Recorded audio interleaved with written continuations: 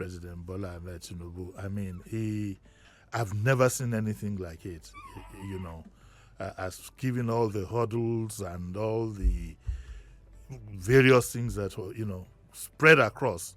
I couldn't have done 1/10 of that, Sheriff, with all the baggage and all the whatever. He pushed it, and he was able to achieve his ambition, at least so far. Well, so far or not, at least he's been sworn in as president, and that is going to go down in history. That's not an easy feat to achieve, I must say. What your feelings are about politics is up to you as an individual. But like he would also say too, politics is not a tea party, and things are not served to you a la carte. So in spite of all the baggage that he had, he finally got sworn in yesterday, and I give him kudos for that. The prayer that we have is that it will turn out for good, because if he doesn't succeed, we don't succeed. I mean, it's tied to it. If he works for us. If he fails, we're all doomed. We're all as good as dead, because we're very close to rock bottom. So it is in that spirit that I believe that people should wish him well. Whether you believe in him or not, is the man driving the vehicle in which you are seated, and in that sense, we wish him well. How he moves forward from now on is now up to him. He's no longer a candidate, and the earlier even those around him appreciate this fact, I think the better it would be for everybody. There's a story somewhere there where Akeredolu gives him some very good advice. When we get to that bridge, we'll cross it. The thrust of the story here, which was what I've heard all morning on Sheriff's program, was his speech. And that was what everybody was looking forward to, except myself, because I'm done with looking forward to speeches of politicians. I want to see what happens. I'd like to, in a 100 days' time, the first 100 days, be able to now do a proper review and get a clear direction in which we are going. The first thing Bola Tinubu needs to do is to cool down. There was one sentence that he used when he was talking about the subsidy yesterday that was completely inappropriate, and he probably didn't know. He probably wants to come out as being decisive, as being very strong, and determined, and you could see that eagerness in him. Is ready to go. That sentence is, fuel subsidy is gone. It was unprecedented. It would have been better if his speechwriters had said, we are going to knock off the fuel subsidy. In a few days from now, we'll be able to tidy up everything and then look for the way forward. As president, you shouldn't have just said, subsidy is gone. And guess what? It has created panic. And the reverberation of that panic, I can assure you, will not end until some spokesperson, maybe today, hopefully, will come out and explain in detail what is meant. You don't, by fiat, just say that subsidy is gone. Okay, we are going to remove the subsidy definitely. In the next 1 or 2 weeks, we'll be able to sit down with all the stakeholders and find out, but it is definitely going to go. But because the moment you said subsidy is gone, everybody goes into panic mode. What am I going to do with my stock? Or what am I going to do with the petrol I ordered that is on the way? There's so many stakeholders, genuine for that matter, including myself, yourself, and all of us, who need what I would call a proper explanation. He can't give that explanation in his speech, but he can easily indicate that, look, in a week from now or so, we'll tidy up. Otherwise, the speech, like I said, yes, because of my job, I read it. Yes, I paid attention to certain things. I would rather wait 100 days and see how far, because Buhari had so many speeches, but I don't know how many he fulfilled. He talked about rechanneling funds into better investment in public infrastructure and so on and so forth. He also talked about, currency.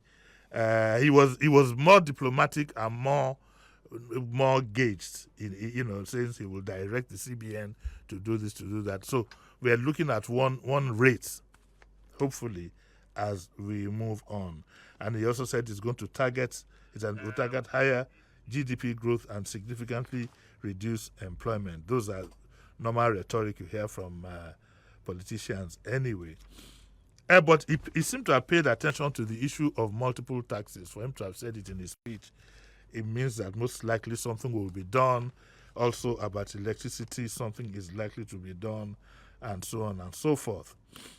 And I also like the fact that he reached out to those who were his fellow competitors, and he reached out to them.